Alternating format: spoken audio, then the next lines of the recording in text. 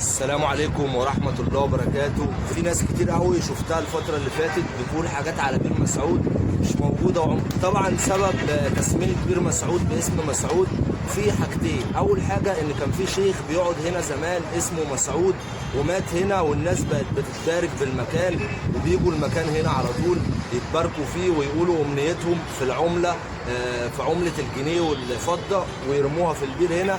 وطبعا احنا بننزلوا نجيبوها اخر اليوم. والحاجة التانية بتقول مين اللي كانوا في اسكندرية زمان سموا البير ده باسم بير الشيطان. البير ده زمان ايام اليونانيين، هات البير كده. البير ده زمان ايام اليونانيين كان مقبرة، كانوا بيرموا فيه الجثث ايام اليونانيين. بعد كده طبعا جت بقى قصه الشيخ مسعود اللي كان بيقعد هنا والناس بتتبارك بيه. المفروض لما بتنزل من البير هنا تطلع على المجرى جوه، محدش بينزلها غير اهالي اسكندريه فقط، لان هم فاهمين هم بيعملوا ايه عشان في طريقه معينه. وتابعوا معايا الفيديو للاخر، ان شاء الله اجيب لكم جميع محتويات بير مسعود. تابعوا معايا، يلا بينا. يلا بينا بقى نروح نشوف باقي بير مسعود. دي الاماكن اللي الناس بتقعد فيها هنا ومنور الدنيا كلها. دلوقتي معانا اخونا علاء، اقدم اسكندراني واقدم واحد بيطلع على بير مسعود، هيعرفنا كل حاجه دلوقتي. بير مسعود يا جماعه سيدنا احمد هو اللي اساسا بيسمي. خد المايك عشان الناس تسمعك، خد المايك. بير مسعود زي ما قال احمد هو ده الاساسي بتاع الشيخ مسعود. انما اي قصه ثانيه اليونان والانجليز وكلام من ده كل دول مش عندنا، بوظوا الدنيا. المهم احنا عايزين نفرجوهم على البير بقى يا جماعه. نكمل لكم بير مسعود. طبعا اللي احنا رايحين عليها دي ايه؟ يعتبر تحتنا ميه. ايوه يعني المجرى بتاعت بير مسعود. ايوه. اخوكم احمد هوريكم بقيه بير مسعود، بس المجرى بتاعت بير مسعود. المجرى ديت ادي المجرى اهي.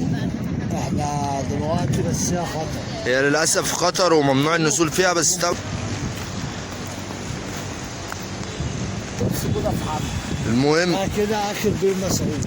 ده كده اخر بير مسعود. ان انت طبعا ايه لما بتنزل من البير الله ينور عليك. بتعوم بتعوم بتعوم بتعوم لغايه ما بتطلع على المجرى هنا لحد الفتحه بتاعت عندها خطر يا جماعه. طبعا دي خطر. اهالي اخوكم احمد هنكمل لكم بقيه الفيديو. والصيادين هم قاعدين بيصطادوا. في قدام هنا ميامي بتاعت المراكب. كملنا حبيبي. ده اسمه الطبليه. الطبليه بتاعت بير مسعود. قدام هنا الجزيره بتاعت المراكب، وقدام هنا الجزيره بتاعت المراكب، هنروح نشوفها دلوقتي وهنشوف القعده بتاعت الناس بره. كملنا بير مسعود كله واحنا دلوقتي داخلين على الجزيره. دي كمالة الجزيره بتاعت الصيادين زي ما انتوا حضراتكم شايفين. هو ده بير مسعود. المكان اللي هناك يعتبر هو ايه اكتر مكان فيه الصيادين. ده مكان الصيادين ده. وان شاء الله قدام شويه دي كلها هتبقى جزيره. طبعا بير مسعود من اهم معالم ومن احلى معالم اسكندريه. يعني مشهور بعد خالد بن الوليد. والكراسي ده يا جماعه، الكراسي دي تيجي تقعد عليها براحتك في اي وقت، صيف شتاء، بس تطلب بس من الباترينا شاي او قهوه او اي مشروب، لان في ناس هنا بتاكل عيش طبعا، انما القعده مجانا. ومعظم الناس بيقعدوا على الصخر زي ما انتم شايفين. اللي عايز يقعد على الصخر، اللي عايز يقعد على الكراسي. احنا دلوقتي داخلين على الجزيره، هم دلوقتي بيعمروا فيها. طبعا دي ما كانتش كده الاول علاء، صح؟ كانت مفتوح. بس زي قاعده بحريه. ايوه الله ينور. ان شاء الله يعني ممكن المراكب دي هتشال من هنا. بسم الله الرحمن الرحيم. احنا كده في ميامي عند المراكب. طبعا المكان ده ابتدوا فيه شغل من امتى ده؟ انا اول مره اشوف الكلام ده. يعني هم بقالهم سنه ونص كده شغالين. ان شاء الله في اخر الشتاء يكونوا خلصوا الشغل. دي حضراتكم الجزيره ماشي. طبعا المكان ده ما كانش كده زمان. والصيادين بتقعد تصطاد من هنا. تمام. كل الصيادين ده مكان الغريبه اللي بتيجي اسكندريه تيجي سيدي بشر معروف بير مسعود. طبعا طبعا بعد خالد بن وليد بير مسعود طبعا، هو ده المشهور بتاع اسكندريه. لان بير مسعود زي ما قلنا كده من احلى معالم معالم اسكندريه. اسكندريه الاساسيه. طبعا احنا يعتبر اللي احنا واقفين فيه ده كله اثار وتاريخ، يعني مش صخر وخلاص، ولا منطقه طوب وخلاص. الجامع ده برضه يعتبر قديم، ايوه، يعني من سنتين بثلاثه. هو كل حاجه معالم اسكندريه برضه. والارض دي برضو اللي جنبه يعتبر كل حاجه من على الكورنيش الناحيه التانيه دي عن حاجات برضو قديمه. يعني ممكن يومين كده ولا حاجه هنصور لكم الكوبري. كوبري الجديد بقى لما يخلص انتظروا احلى كوبري باذن الله عند بير مسعود. ستانلي الصغير. يلا بينا، لا باذن الله. يلا بينا نشوفوا بقى ايه القعده اللي الناس بيقعدوها بره.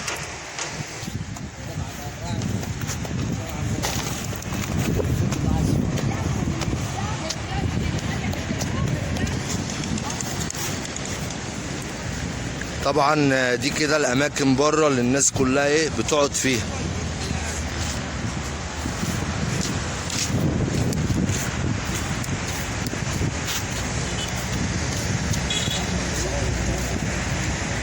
بالليل طبعا الدنيا هنا بتبقى كلها ايه موتوسيكلات وبيتجات وعجل، وبيبقى فيه كل حاجه بالليل وفيه نور، والدنيا بالليل بتبقى جميله.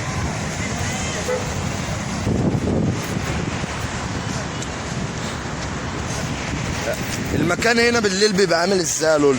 المكان ده عائلات بقى كلها بتيجي تتجمع هنا، يقعدوا يحتفلوا وياكلوا ويشربوا. حاجه واطفال وشباب وكل حاجه، كل الناس. ان شاء الله نيجي بالليل نصوروا. ان شاء الله نعمل لكم فيديو من بير مسعود بالليل احلى من النهار. قلت اوضح لكم الشكل اللي بالنهار عشان يبان اكتر للناس اللي عمرها ما جت بير مسعود ولا عمرها ما شافت بير مسعود عامل ازاي. ان شاء الله في فيديو تاني برضه يعني في حاجات معلومات عن بير مسعود باذن الله. طبعا الاماكن هنا بتاعت بير مسعود كان بيقعد فيها فنانين كتير قوي. مين يعتبر الفنانين اللي انت فاكرهم اللي كانوا بيقعدوا هنا؟ في السيارات. تعالى كده نشوف اللي قدامنا. تمام. فوق بقى حمام سباحه. ايوه.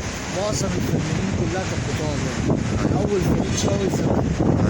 الكلام ده كان راجل كبير بيقعد هنا، هو اللي كان ماسك الجراج هنا، عارف الناس اللي بتخش. يعني عندنا فريد شوقي ساعات خمسة. يعني مش متذكر مين كمان كان بيجي يسهر يعني. بس ده يعتبر من معالم اسكندريه، من معالم بير مسعود. بخصوص ايوه السقافه عشان خاطر الشوارع عشان السكينة. ايوه. بس في حضراتكم فوق بقى زي ما انتم شايفين في حمام سباحه. ماشي. ايوه في نادي السيارات من فوق. طبعا نادي السيارات نادي جميل برضو يعتبر. ده اللسان الجديد ده في وش الجامع هنعمل هنا ايه. هنا مفيش حد بينط هنا النط كله بيبقى في بير مسعود. احنا لو في الصيف احنا بنعوم ناس شغالين على البحر بالزمان، نورينا لكم الميه نازل ازاي، بس ان شاء الله في الصيف باذن الله.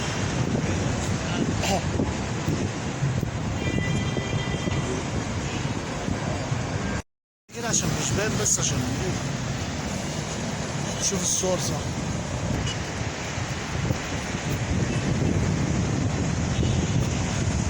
البير اهو اللي قدامنا من بره، الناس كلها بتيجي بتمسك العملة وتتمنى فيها أمنية وترميها.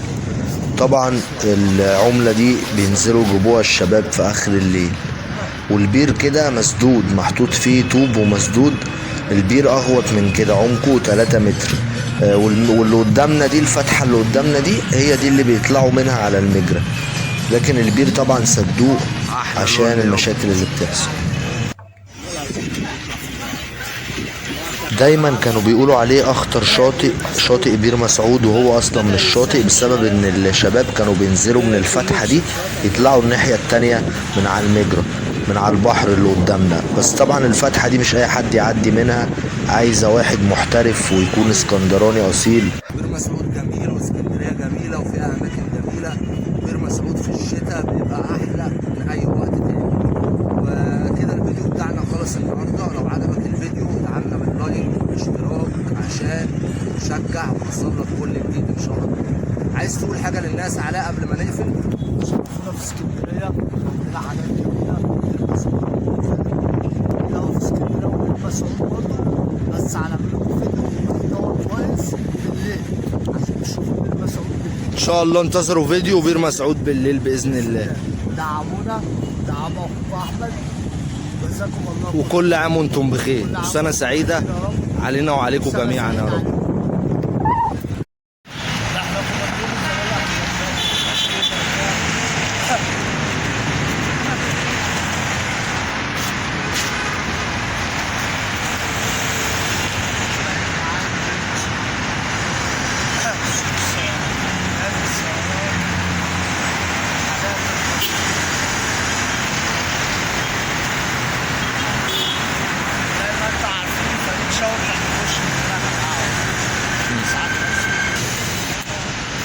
ساعات